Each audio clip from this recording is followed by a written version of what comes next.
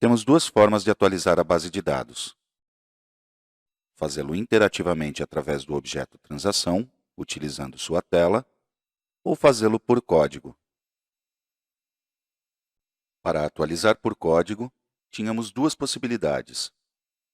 Fazê-lo utilizando o Business Component da transação, através de seus métodos, ou fazê-lo exclusivamente dentro de um procedimento, através dos comandos new, for each com atribuição direta dos atributos a serem modificados, e o comando delete. Como sabemos, com ambas as opções se controla a unicidade de registros, ou seja, nunca se permite deixar na base de dados registros com chave primária ou candidata repetida. No exemplo, nunca serão permitidas duas atrações com o mesmo identificador. E se, por exemplo, attraction name fosse chave candidata, também não seriam permitidas duas atrações com o mesmo nome. Mas a grande diferença entre atualizar via Business Component e fazê-lo via comandos de atualização direta em um procedimento é não apenas que unicamente os Business Components executarão a lógica que provém das regras e eventos da transação, mas somente através de Business Components se controla a integridade referencial por programa. Por que dizemos por programa? Se temos a transação Attraction, que registra as atrações turísticas que sempre pertencem a um país e cidade e a alguma categoria, como monumento, museu e etc., então, claramente na tabela associada teremos chaves estrangeiras. Em particular, o atributo Category ID será chave estrangeira para a tabela Category. O desenvolvedor GeneXus não terá que se encarregar de programar na transação o controle de integridade referencial para cada chave estrangeira, porque já estará incluído automaticamente no programa gerado. Faz parte da lógica da transação. Assim, quando o usuário quer atribuir a uma atração existente uma categoria inexistente, a transação nos informa que isso não é possível. Está fazendo o controle de integridade referencial antes que a própria base de dados o faça. Suponhamos que implementamos um Web Panel que permite que o usuário insira um ID de atração e um ID de categoria. Para mudar para a atração desse ID, sua categoria por esta outra. Temos duas alternativas para fazê-lo por código. Uma é através do Business Component Attraction e a outra será através de um procedimento. Vejamos como implementaríamos a primeira. Tendo ativado a propriedade Business Component, definimos uma variável desse tipo. E no evento associado ao botão, a carregamos a partir da variável Attraction ID, que o usuário insere através da tela. Se existe, ou seja, o load não falha, então trocamos a categoria pela ingressada pelo usuário e tentamos atualizar. Isso funcionará como a transação, uma vez que o código associado a esse método update irá verificar a existência dessa categoria para, em seguida, enviar a ordem de atualização para a base de dados. E como esse código descobrirá que não existe essa categoria, não chegará a fazer a tentativa de atualização na base de dados. Devolverá false e executará o else. Testemos em execução.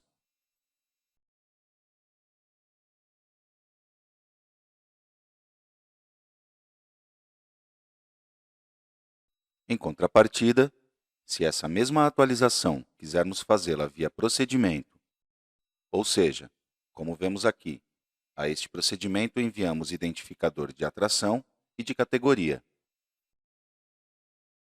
E nele, busca-se a atração e atualiza-se diretamente a categoria. Quando executarmos com uma categoria inexistente, ocorrerá uma exceção de base de dados.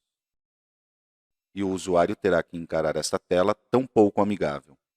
É que aqui, o programa não está fazendo os controles para assegurar a integridade referencial, mas sim, a base de dados está realizando-os, e por isso, este erro. Poderíamos capturar o erro para fazer algo mais amigável, e que o programa não cancele abruptamente. Para isso, contamos com a regra Error Handler. Como parâmetro, devemos dar o nome de uma subrotina que devemos definir no objeto e que será onde programaremos o comportamento em caso de erro de base de dados, perguntando primeiro por esse erro. Você pode ver detalhes sobre isso em nossa wiki. Também temos a possibilidade de eliminar as declarações de integridade referencial na base de dados, para que esta não realize os controles.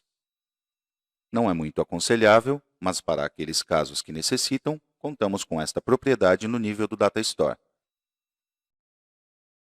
Por padrão, então, se não modificamos essa propriedade, a integridade referencial poderá ou não ser controlada programaticamente, mas sempre será por base de dados. No entanto, tínhamos visto um caso em que se permitia um valor de chave estrangeira inexistente. É que, estritamente falando, não se tratava de um valor. Era quando permitíamos que a chave estrangeira fosse nula. Como indicávamos à base de dados que para uma chave estrangeira iríamos permitir isto? Na estrutura da transação, tínhamos a coluna Nullable, que por padrão estava em No, mas que podíamos passar para Yes. Isto fazia com que, quando executávamos a transação e deixávamos vazio o identificador de categoria, não só o programa não controlava a integridade referencial, como também não o fazia a base de dados. No entanto, se tentarmos fazer o mesmo, mas através do Business Component, está nos dando basicamente a mesma exceção de base de dados que antes, por falha de integridade referencial. O que está acontecendo? Porque usando a transação podíamos, mas usando o seu Business Component não. É que o valor vazio e o nulo são duas coisas diferentes, muito diferentes. O valor vazio é um valor. Dependendo do tipo de dados, será um dos valores possíveis desse tipo. Assim, se o tipo for numérico, o valor vazio é o zero. As bases de dados têm especificados quais são os valores vazios de acordo com cada tipo de dados. Mas o nulo, ou null, estritamente falando, não é um valor. De fato, é um não valor. Dizer que category ID é null é o mesmo que dizer que seu valor não está especificado, que não é conhecido.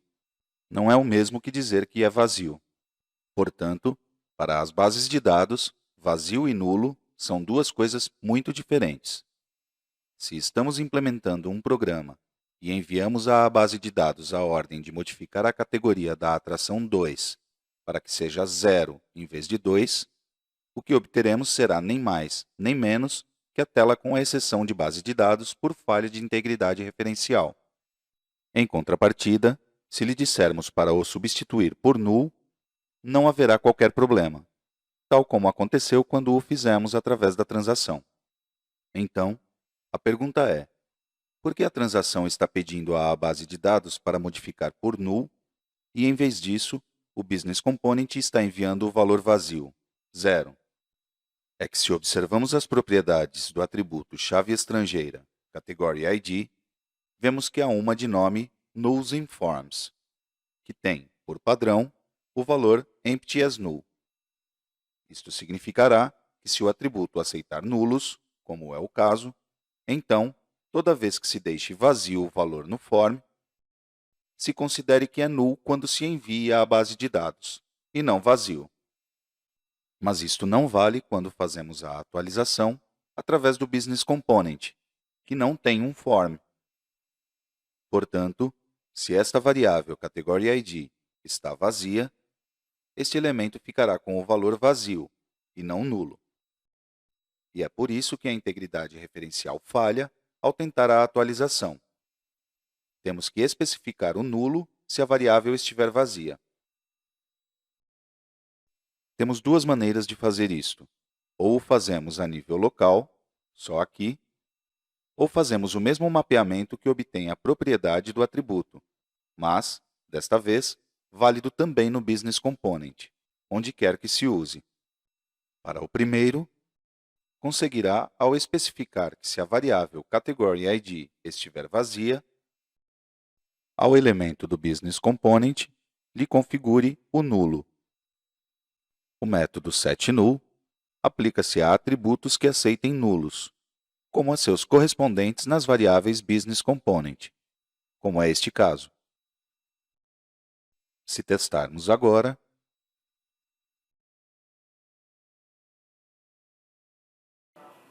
veremos que conseguimos. A desvantagem desta alternativa é que, se em outro lado quisermos deixar nula esta chave estrangeira, através de uma variável business component, teremos que fazer o mesmo. A outra opção, mais geral que dissemos, é incorporar este set null como regra na transação. Aqui, o removemos então. E vamos à transação e especificamos que atribua nulo ao atributo quando seu valor for deixado vazio. Isto mesmo, já é o que por padrão se realiza quando se utiliza a tela da transação, graças a esta propriedade. Por isso, estritamente falando, podemos pedir que esta regra só se execute para o Business Component. Sempre podemos indicar que uma regra só se execute quando se trata da transação web ou quando se trata do Business Component, colocando esta marca.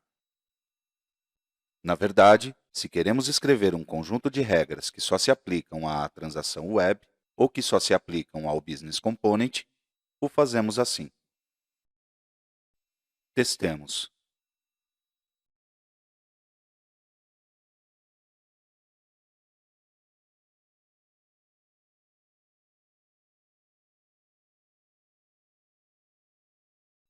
Vemos que efetivamente é outra solução.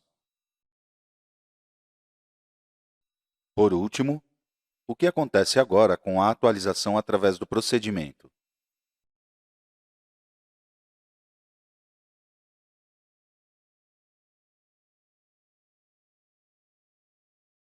Temos exatamente o mesmo problema.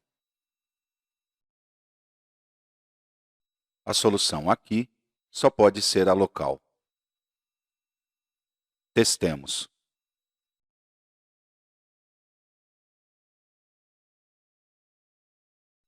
E vemos que conseguimos.